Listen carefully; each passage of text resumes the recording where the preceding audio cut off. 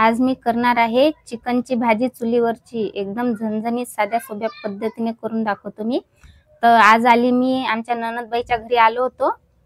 तर काय झालं, संध्याकाळचा टाइम होता, मी स्वयंपाकच करणार होती, पण ते अचानकच त्याचं घर पडलं, पावसामुळे घर पडलं। त्याच्यासाठी मग आता त्याच्यावर टाकायसाठी काहीच नव्हतं, त्याच्या घरावर ते कौलं।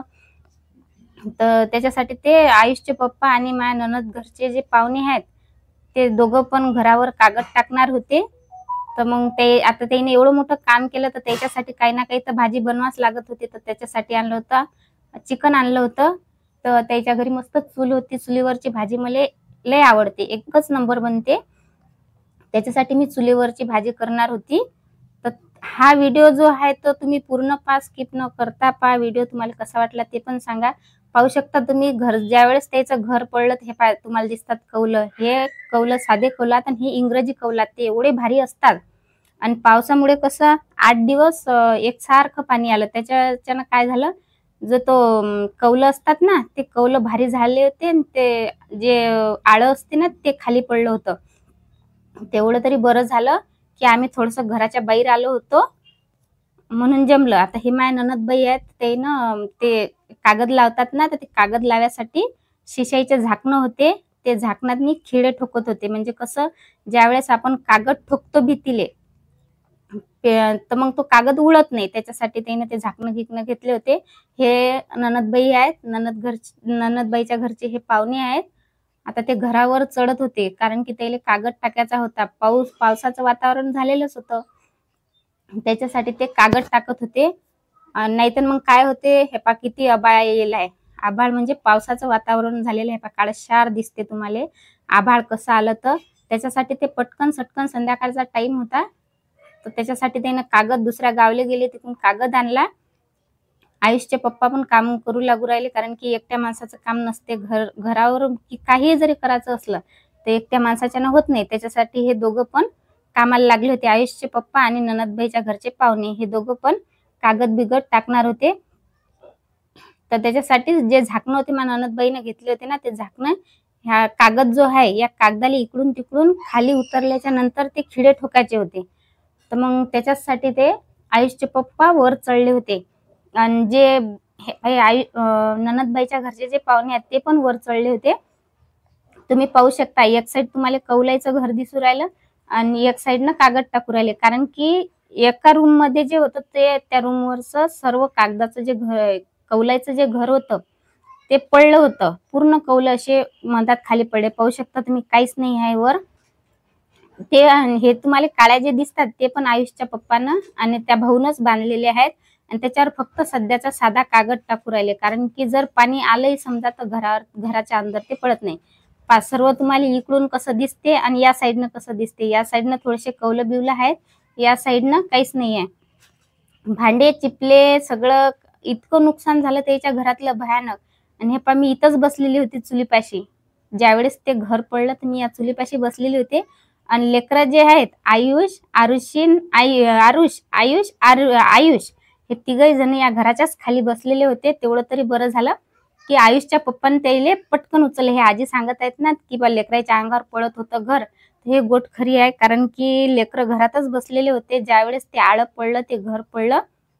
जसं आयुषच्या पप्पानं पाहिलं, पटकन लेकरं तीनच्या तिन्ही पण असे बाहेर ओढून घेतले, नाहीतर फार मोठं नुकसान झालं होतं। मग आरू जो बसलेला आहे त्याच्या हातात पलस्तर आहे, त्यानं काय केलं, ज्यावेळेस ते वरचं आळं पडलं त्यावेळेस त्यानं हात वर करून त्या हातावर सर्व त्याचे ते बाशे गिशे कौलं गिवलं पडले, पण तेवढं तरी बरं झालं, आरुषच्या हाताले पलस्तर पक्क बांधलेलं होतं, म्हणून ते अळल्या तरी गेलं। पण पाहू शकता तुम्ही, इतकं नुकसान झालं त्याचं। तर आम्ही सर्वच जण कामाला लागलो होतो, कारण की हेल्प करायला कोण ना कोणी पाहिजे, मदत करायला कोण ना कोणी पाहिजे होतं। ते या तिघाले थोडं थोडं लागलं होतं, आयुष, आरुष आणि लगे आरुषी, हे तिघ जणायला थोडं थोडं लागलंच होतं। कोणाच्या पाठीला लागलं, कोणाच्या हाताला लागलं, कोणाच्या डोक्यात लागलं, थोडं थोडं यायला लागलं। पण तेवढं तरी बरं झालं की आरुषच्या हातात पलस्तर होतं, म्हणून त्याचं डोकं वाचलं। ते डोकं म्हणजे त्याच्या डोक्यात लागणार होतं।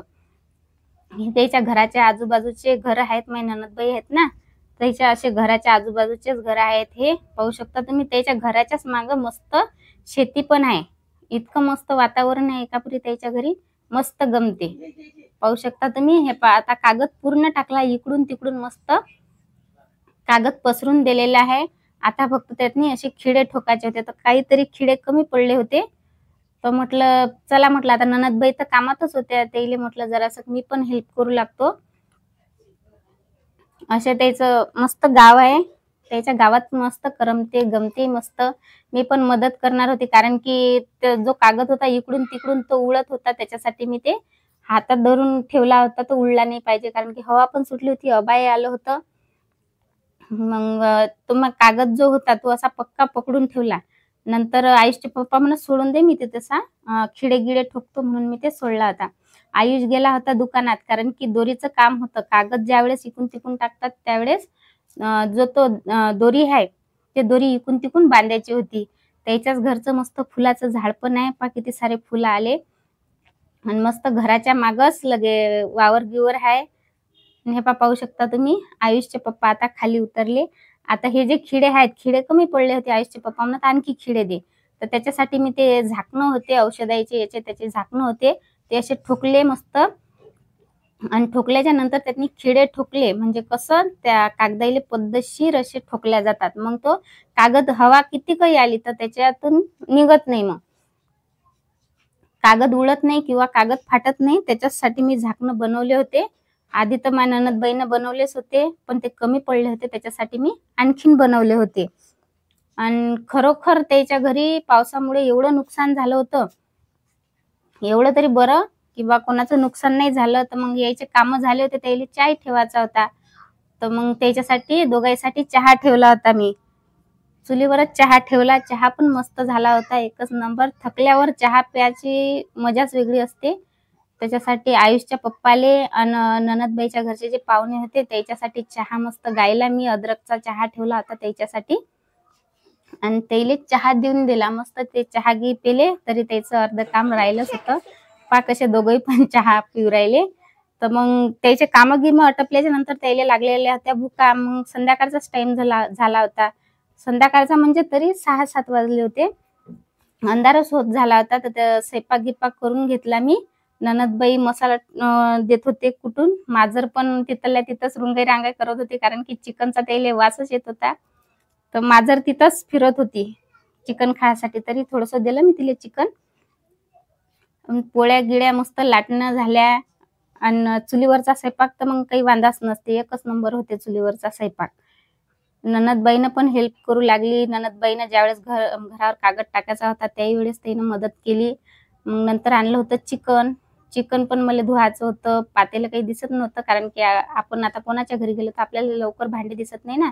ननदबाईनं नंतर गंज आणून दिले, पातेले आणून दिले, पाणी आणून दिलं. मग मी चिकन गिकन मस्त 2-3 पाण्यानं चकचक चिकन धुवून घेतलं. आणि चिकन धुतल्याच्या नंतर मी असं 3 पाण्यानं चिकन धुतलं. त्याच्यावरचं जे असं हे असते ना सर्व काढून घेतलं, कचरं गिचरं. नंतर मी कांदा कापायला घेतला, कारण की कांद्याची फोडणी द्यायची होती. पाहू शकता तुम्ही, अंधार दिसतेच तुम्हाला. आणि घर पडल्याच्या त्याच्या घरातली लाईन पण कट झाली होती, म्हणजे तुटताट झाली होती, तर लयच अंधार होता. घर पडल्यानंतर त्याचे जे वायर गिर होते ते सर्व तुटले होते. त्याच्यासाठी अंधारातच बसा लागलं स्वयंपाक करायसाठी, पण काही हरकत नव्हता. लाईटाची सोय केली होती एका परी भाऊनं.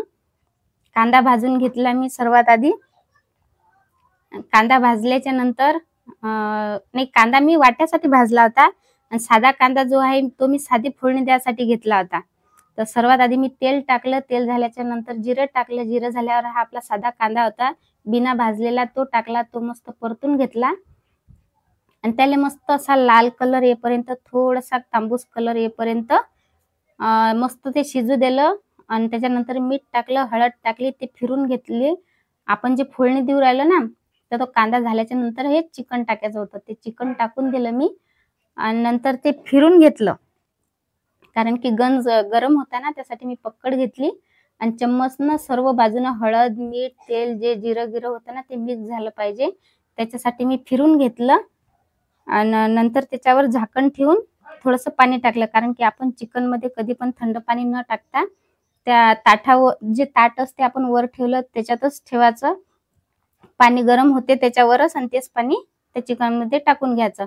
आता मसाला घेतला होता मी वाट्यासाठी, कुट्यासाठी, भाजी करायसाठी. त्यासाठी मी घेतले कांदा, लसण, जिरं, अद्रक,